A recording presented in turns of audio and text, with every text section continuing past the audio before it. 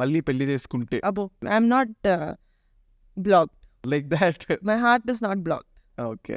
నిహారిక ఎవరు ఇంకో 1 yearలో మేము విడిపోతాం అని చెప్పి అంత ఖర్చు పెట్టి ఎవరు పెళ్లి చేసుకోరు. రిజిస్టర్ పెళ్ళైనా ఉదయపూర్లో పెళ్ళైనా. కొణిదెల నాగబాబు కూతురిగా, చిరంజీవి పవన్ కళ్యాణ్ల అల్లరి కూతురుగా, మెగా డాటర్గా మంచి పేరునే సంపాదించుకుంది నిహారిక కొణిదెల. నీకు 60 ఏళ్ళు వచ్చేంత వరకు కావాలంటే నా ఇంట్లో ఉండి నేను చూసుకుంటా అని ఫాదర్ వచ్చాడు నాకు. My father never thought of saw me as a burden. ముందుగా టీవీలో యాంకర్గా కెరీర్ ప్రారంభించిన ఈ క్యూట్ బ్యూటీ ఆ తరువాత సినిమాల్లో, వెబ్ సిరీస్లో నటించి మెప్పించింది. ప్రస్తుతం ప్రొడక్షన్ రంగంలో కూడా దిగి కెరీర్లో ముందుకెళ్తోంది. తాజాగా ఈ ముద్దుగుమ్మ ఒక ఇంటర్వ్యూలో పాల్గొని షాకింగ్ కామెంట్స్ చేసింది. ఎవరు ఉండరు నిఖిల్ నీతోటి. Only your mom and dad will stay with support you, they will take care of you. That's exactly what happened నా సిచ్యువేషన్. తొలిసారి తాను చైతన్య కృష్ణతో ఎందుకు విడాకులు తీసుకుందో వివరించింది.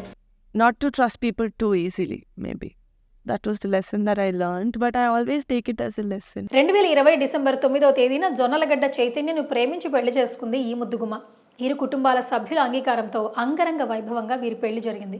చూడముచ్చటైన జంటగా పేరు తెచ్చుకున్న చైతన్య, నిహారికలు పెళ్లైన 1.5 ఏళ్ల తరువాత నుంచే దూరంగా ఉన్నారు. My mom never saw me as a burden, my brother never saw me as a burden. వీళ్ళు ముగ్గురు were my strongest pillars. వీరిద్దరూ విడాకులు తీసుకోబోతున్నారంటూ పెద్ద ఎత్తున వార్తలే వచ్చాయి. చివరికి అవే నిజమయ్యాయి.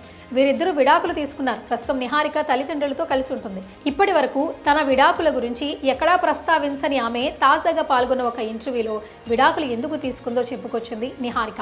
విడాకుల తరువాత తనపై ఎన్నో ట్రోల్స్ వచ్చాయని, కానీ ఎవరైనా పెళ్ళి అనేది కలిసి ఉండాలని చేసుకుంటారని, తాను కూడా అలాగే చేసుకున్నానని చెప్పుకొచ్చింది. ప్రేమించి చాలా గ్రాండ్గా పెళ్ళైతే చేసుకున్నా, కానీ ఆ తరువాత నేను అనుకున్నది ఏది జరగలేదని వివరించింది.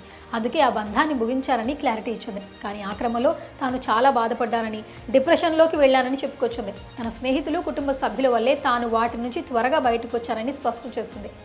బయట ఉన్న ఎవరికి తమ బాధ తెలియదని, దెబ్బ తగిలిన వారికి మాత్రమే ఆ నొప్పి తెలుస్తుందని నిహారిక అంటోంది. ఒకరికి దెబ్బ తగిలితే త్వరగానే తగ్గిపోతుందని చెప్పడం చాలా సులువే, కానీ ఆ గాయం మానటం, దాని నుంచి బయటికి రావడమే చాలా కష్టమని వెల్లడించింది. అలాగే తన కుటుంబ సభ్యుల వల్లే తాను ఇప్పుడు ఎంతో సంతోషంగా ఉన్నానని, తను ఏ రోజు తన అన్నయ్య, అమ్మ, నాన్నలు సమస్యగా భావించలేదని కూడా చెప్పుకొచ్చింది. జీవితంలో అంత సులువుగా ఎవరిని నమ్మకూడదని, నాలాగా వెంటనే నమ్మేస్తే జీవితమే పాడైపోతుందని స్పష్టం చేసింది. విడాకులతోనే జీవితం ముగిసిపోయినట్లు కాదని, ఆ తర్వాత కూడా ఎంతో జీవితం ఉంటుందని చెప్పుకొచ్చింది. కానీ మన పక్కన మన అనేవాళ్ళు ఉంటే ఎంత పెద్ద సమస్యనైనా అధిగమించగలమని, కానీ మన జీవితంలో ఎవరిని ఎంచుకున్నా అది స్నేహమైనా, ప్రేమైనా చాలా జాగ్రత్తగా చూస్ చేసుకోవాలని సలహా కూడా ఇచ్చింది.